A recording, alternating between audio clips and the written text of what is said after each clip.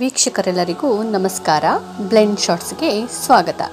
ನಾವೆಲ್ಲರೂ ಕಂಡ ಮಹಾನ್ ಚೇತನ ಡಾಕ್ಟರ್ ರಾಜ್ಕುಮಾರ್ ಅವರು 200ಕ್ಕೂ ಹೆಚ್ಚು ಚಿತ್ರಗಳಲ್ಲಿ ಅಭಿನಯವನ್ನು ಮಾಡಿದ್ದಾರೆ. ಜೊತೆಗೆ ಚಿತ್ರದ ಹಾಡುಗಳನ್ನು ಕೂಡ ರಾಜ್ಕುಮಾರ್ ಅವರು ಹಾಡ್ತಾ ಇದ್ರು.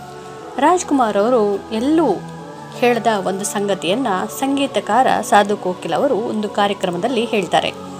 ಅಣ್ಣವರು ಹಾಡಿದ ಹಾಡುಗಳಿಗೆ ಸಂಭಾವನೆಯನ್ನು ತಗೋತಾ ಇರಲಿಲ್ವಂತೆ. ಆ ದುಡ್ಡು ಒಂದು ಆಶ್ರಮಕ್ಕೆ ಹೋಗ್ತಾ ಇತ್ತಂತೆ. ರಾಜ್ಕುಮಾರ್ ಅವರು ಸಂಗೀತದ ದುಡ್ಡು ಬಡವರಿಗೆ ಸೇರಬೇಕು ಅನ್ನೋದು ಅವರ ಆಶೆ ಆಗಿತ್ತಂತೆ. ಅದು ಅವರ ದೊಡ್ಡತನ. ಹೀಗೆ ಮಹಾನತೆಯ ಉತ್ತುಂಗವನ್ನು ಏರಿದವರು ಡಾಕ್ಟರ್ ರಾಜ್ಕುಮಾರ್ ಅವರು. ಅವರ ಚಿತ್ರಗಳನ್ನು ನಾವೆಲ್ಲರೂ ನೋಡಿದ್ದೇವೆ, ಇನ್ನೂ ನೋಡ್ತಾನೇ ಇದ್ದೇವೆ. ಮತ್ತು ಡಾಕ್ಟರ್ ರಾಜ್ಕುಮಾರ್ ಅವರು ಈ ತಮ್ಮ ಚಿತ್ರಗಳನ್ನು ನೋಡ್ತಾ ಇದ್ರಾ? ಕೇಳಿ. ಹಿನ್ನೆಲೆ ಗಾಯನಕ್ಕೆ ರಾಷ್ಟ್ರೀಯ ಪ್ರಶಸ್ತಿ ಸ್ವೀಕರಿಸಿದಂಥ ಸಂದರ್ಭದಲ್ಲಿ ಡಾಕ್ಟರ್ ರಾಜ್ಕುಮಾರ್ ಅವರು ಈ ಮಾತುಗಳನ್ನು ಹೇಳ್ತಾರೆ.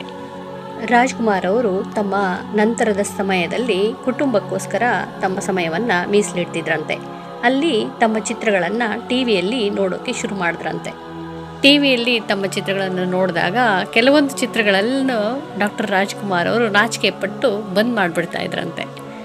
ಈ ಚಿತ್ರದಲ್ಲಿ ನಾನಿನ್ನೂ ಚೆನ್ನಾಗಿ ನಟಿಸ್ಬೇಕಾಗಿತ್ತು, ಏನು ಮಾಡಿದ್ದೀನಿ ನಾನು ಇದರಲ್ಲಿ, ಅಂಥದ್ದೇನಿದೆ ಇದರಲ್ಲಿ ಅನ್ನೋ ಒಂದು ಮನೋಭಾವ ಅವರಲ್ಲಿರ್ತಿತ್ತಂತೆ. 200ಕ್ಕೂ ಹೆಚ್ಚು ಚಿತ್ರಗಳನ್ನು ಡಾಕ್ಟರ್ ರಾಜ್ಕುಮಾರ್ ಅವರು ಮಾಡಿದರು. ಅತಿ ಅವರಿಗೆ ಮನಸ್ಸಿಗೆ ಬಂದಂಥ ಚಿತ್ರ, ಖುಷಿ ಪಟ್ಟಂಥ ಚಿತ್ರ ಅಂದರೆ ಮಂತ್ರಾಲಯ ಮಹಾತ್ಮೆ ಅನ್ನೋ ಒಂದು ಚಿತ್ರ.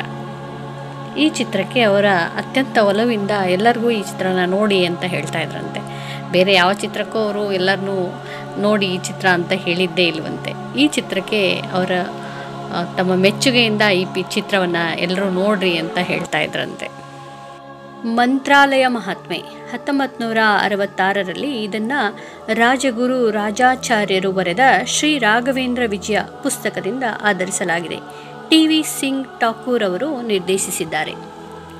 17ನೇ ಶತಮಾನದಲ್ಲಿ ಭಾರತದಲ್ಲಿ ವಾಸಿಸುತ್ತಿದ್ದ ಹಿಂದೂ ಸಂತ ಶ್ರೀ ರಾಘವೇಂದ್ರ ಸ್ವಾಮಿಯ ಪಾತ್ರದಲ್ಲಿ ಡಾಕ್ಟರ್ ರಾಜ್ಕುಮಾರ್ ಅವರು ನಟಿಸಿದ್ದಾರೆ. ಉದಯ್ ಕುಮಾರ್, ಜಯಂತಿ, ಕಲ್ಪನಾ ಪ್ರಮುಖ ಪಾತ್ರದಲ್ಲಿ ಕಾಣಿಸಿಕೊಂಡಿದ್ದಾರೆ.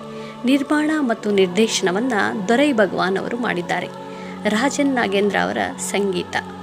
ಈ ಚಿತ್ರಕ್ಕಾಗಿ ಡಾಕ್ಟರ್ ರಾಜ್ಕುಮಾರ್ ಅವರು 43 ದಿನಗಳ ಕಾಲ ಕಟ್ಟುನಿಟ್ಟಿನ ಆಹಾರ ಕ್ರಮವನ್ನು ಪಾಲಿಸಿದ್ರಂತೆ. ಹಾಗೆ 18,000 ಮೀಟರ್ ಹಾದಿಯನ್ನು ಬರಿಗಾಲಿನಲ್ಲಿ ನಡೆದು ತಮ್ಮ ಪಾತ್ರಕ್ಕೆ ನೈಜತೆಯನ್ನು ಕೊಟ್ಟಿದ್ರಂತೆ. ಸಂದರ್ಶನವೊಂದರಲ್ಲಿ ಎ.ಕೆ. ಭಗವಾನ್ ಅವರು ಇದನ್ನು ಹೇಳಿದ್ದಾರೆ. ಹೇಗನ್ನಿಸ್ತು ಈ ಮಾಹಿತಿ? ಇಷ್ಟವಾದಲ್ಲಿ ಲೈಕ್, ಕಮೆಂಟ್, ಶೇರ್ ಮಾಡಿ. ತಾವು ಹೊಸಬರಾಗಿದ್ದರೆ ಸಬ್ಸ್ಕ್ರೈಬ್ ಮಾಡೋದನ್ನು ಮರೆಯಬೇಡಿ. ಧನ್ಯವಾದಗಳು.